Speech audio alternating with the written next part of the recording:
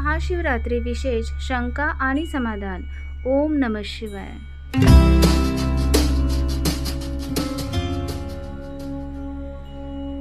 महादेवाच्या पिंडीवर हळदीचा आणि कुंकवाचा वापर अजिबात करू नये, कारण महादेवाची जी पिंड आहे ती पुरुष तत्वाचा प्रतीक आहे. दुसऱ्या दिवशी उपवास सोडताना गोड पदार्थाचा नैवेद्य करावा आणि मगच उपवास सोडावा. काही भागांमध्ये दहीभात बनवून त्याचा नैवेद्य भगवान शंकरांना दाखवून उपवास सोडला जातो. आपल्यात ती पद्धत नसेल तर गोड पदार्थ बनवावा. महाशिवरात्री उपवास सोडायच्या दिवशी शक्यतो कांदा लसूण विरहित स्वयंपाक करावा, कारण कांदा लसूण तामसिक असतात. म्हणून सात्विक आहार बनवावा आणि खाताना पहिले गोड खाऊन त्यानंतरच इतर पदार्थ खावेत.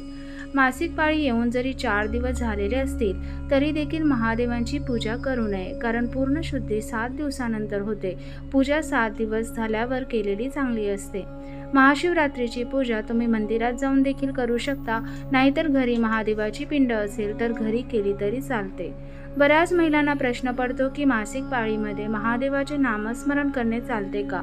हो, चालते, कारण नामस्मरण करायला काहीच अडचण नाही. भोलेनाथांचे पूजेचे 4 प्रहर सांगितलेले असतात, त्या वेळेमध्ये करणे चांगले असते. ज्यांना ते शक्य नसेल त्यांनी सकाळ संध्याकाळ केली तरी चालेल. कमीत कमी 108 बेलपत्र वाहून ओम नमः शिवाय मंत्राचा जप करायचा आहे. पूजेच्या शेवटी भगवान शंकराचे 8 नाव घेऊन फूल अर्पण करून आरती करून प्रदक्षिणा घालायची आहे. भव, भर्व, रुद्र, पशुपती, उग्र, महान, भीम आणि ईशान ही 8 नावे आहेत. महाशिवरात्रीच्या दिवशी ब्रह्ममुहूर्तावर उठून स्नान करून स्वच्छ वस्त्र परिधान करून जवळच्या शिव मंदिरात जाऊन भगवान शंकराला जल अर्पण करावे.